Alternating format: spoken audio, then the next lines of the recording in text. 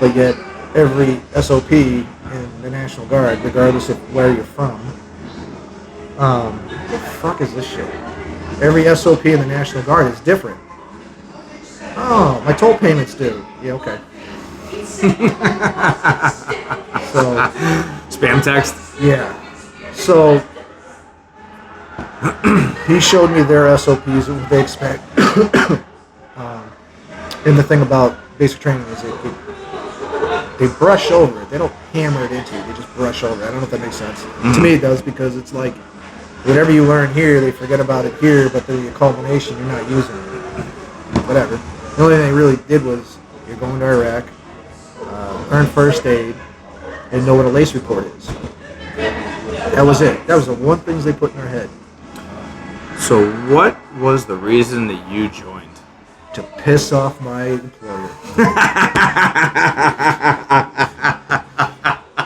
That's literally the reason? That's the real reason. Oh my god.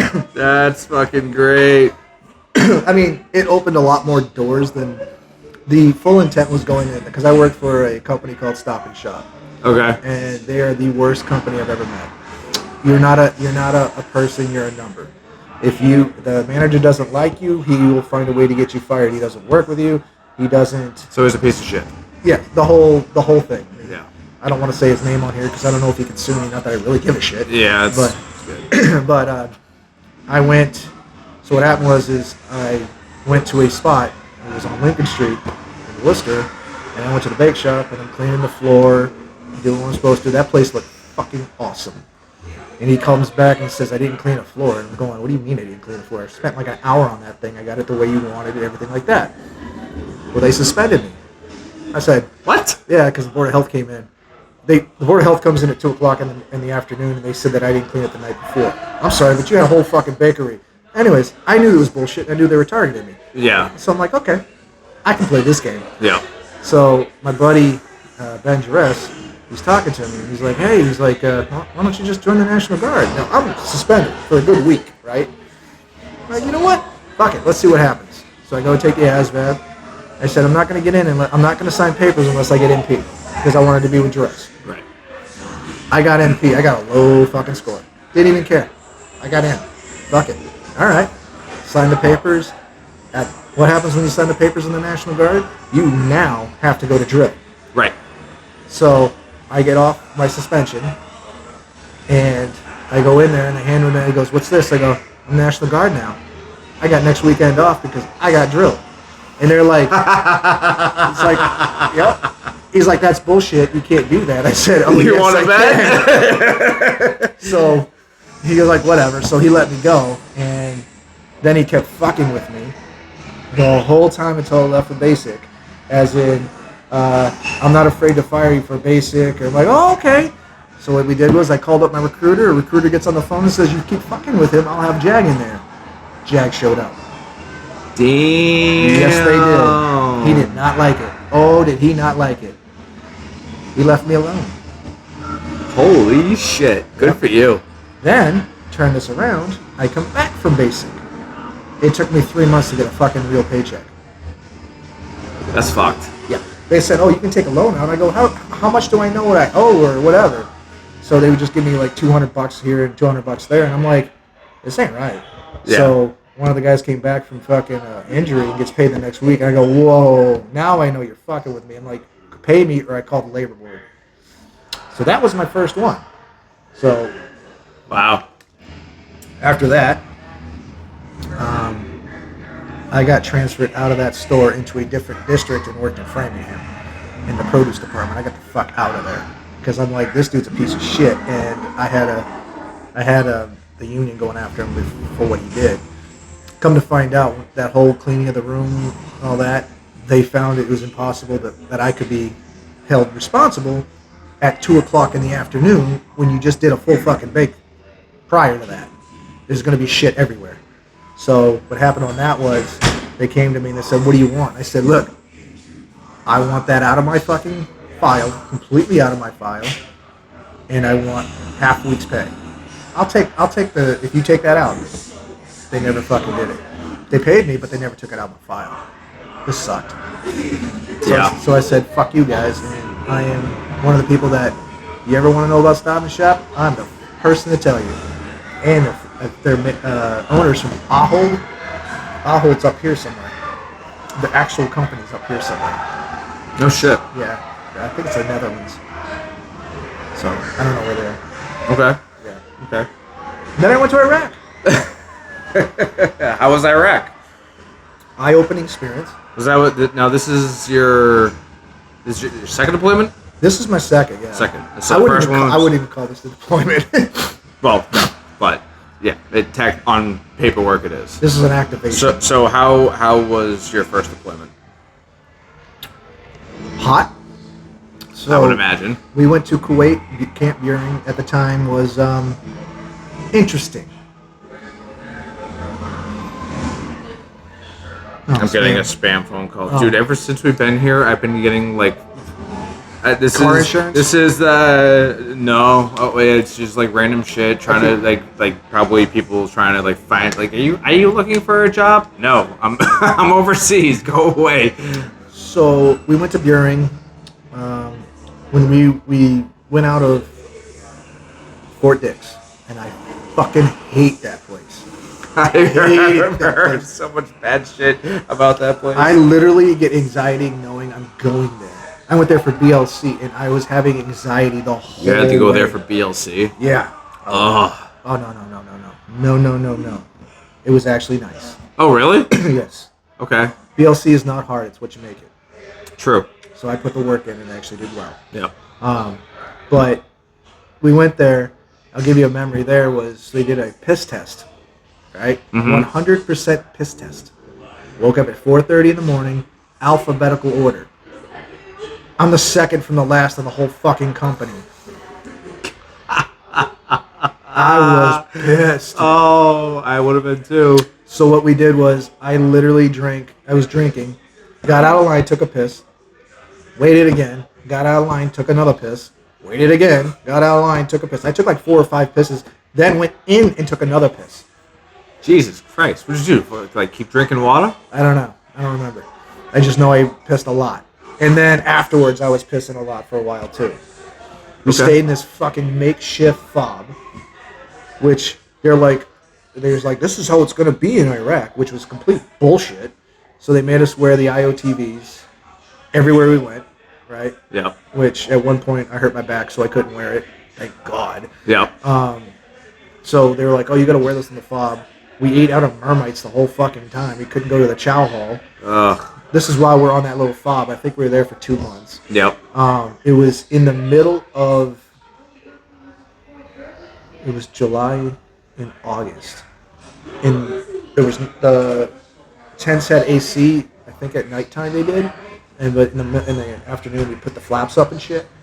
I mean, it sucked. It was fun, but now that I know it was fun at the time, it was just fucking miserable. Yeah.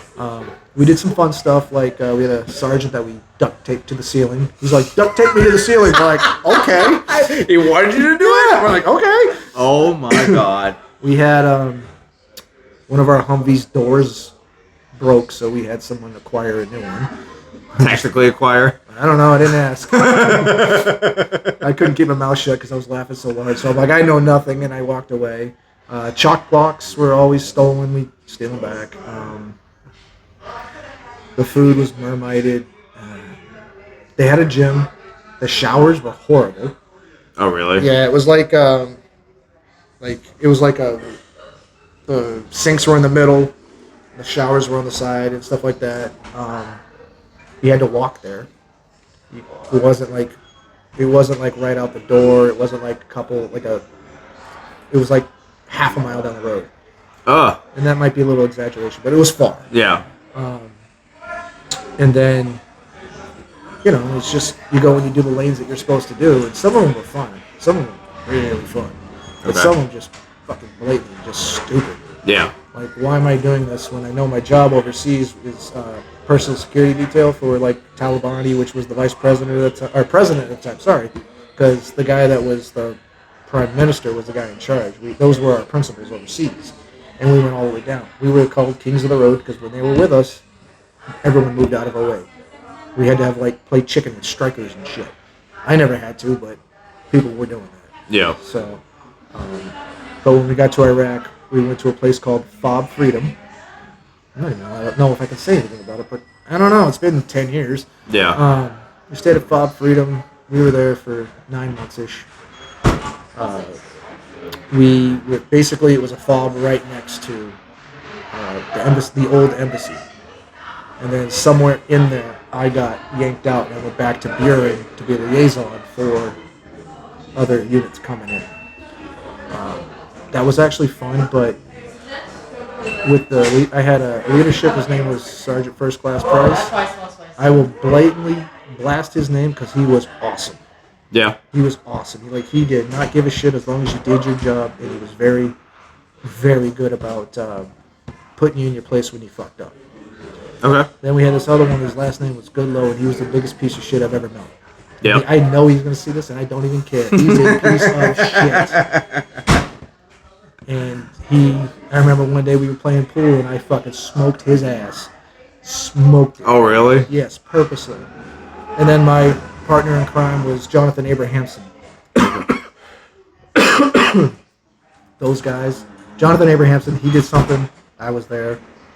Then we had another guy, Sergeant Stoika. I don't even know what happened to him. Yep. He was a good guy. He looked out for his troops, but he played the game. But he knew how to play it. Okay. And there was another one, I forget his name, but he was pretty quiet off to himself. And then the guy I came with to Buren was Sergeant Deinzer, which I have not seen him since I got off the plane in Boston. I have not seen him since then. I don't know where he is, don't know anything about him. Haven't even contacted him. Curious where he is. Yeah. Do you keep in contact with everyone that you were on, like with the last deployment? Nope. No? No. Just bad people, or just No. They're good people. They're good people. Well, let me rephrase that. I keep in touch, but not like a close in touch. Yeah. I mean, I still talk to probably a handful of them. One of them now is a sergeant major. Oh wow. Yeah, he's a good friend of mine. That even we met through the National Guard, but even off of it, we hang out every now and then and stuff. Yep. And then who else? There's a couple others. My gunner when I was there. I don't know where he is. He was a gunner. He's a state trooper now. That's why I'm not going to blast him. I don't know where he is. Okay. So I wish I did, but I was there for a little while and then taken off. So everyone just kind of went MIA. Pretty much. And then when I came back in, I met up with my readiness NCO. He's now a sergeant major. My old supply sergeant when I was in Iraq is now a sergeant major. Oh wow. Yeah, it's weird seeing it, and all the other people that I was in with were same rank are now like E6s, E7s. One of the guys that he was lower than I was. Goofy kid, but he went and did some deployments. He actually built himself a good reputation. I'm more impressed with him and how he turned out than what everyone thought he was going to turn out. He's actually a very respectable guy. I actually look up to him now. No shit. Yeah, every now and then I'll see him. I'll be like, "Hey, man, I got a question for you." And he knows I'm gonna have questions because I'm a question guy. And he's with the MPs, but he's a very, very knowledgeable guy, especially with weapons. Okay. So, yeah. So knowing what you know now, if you were to have someone come up to you and say, "Hey, I'm considering joining the military," what are your thoughts? Think long and hard. Think long and hard on what you want to do and why.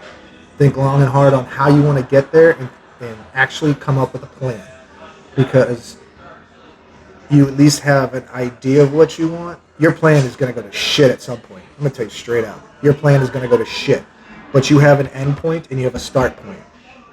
Even though you have that plan to get there, you're going to have to go off that path a lot in the military.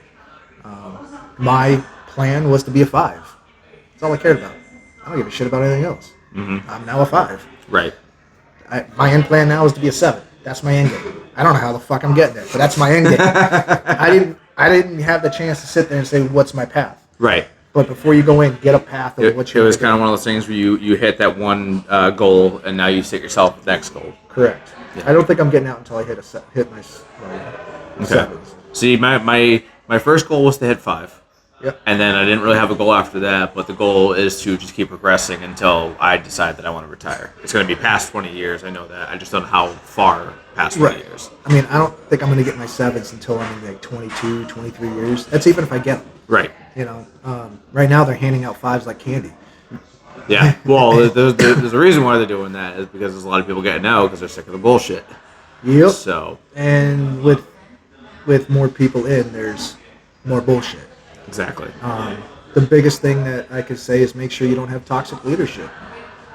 I've seen that. That's probably one of the number one reasons why people get out. I'm not saying we have it because I will not comment on if we have toxic or not. Right.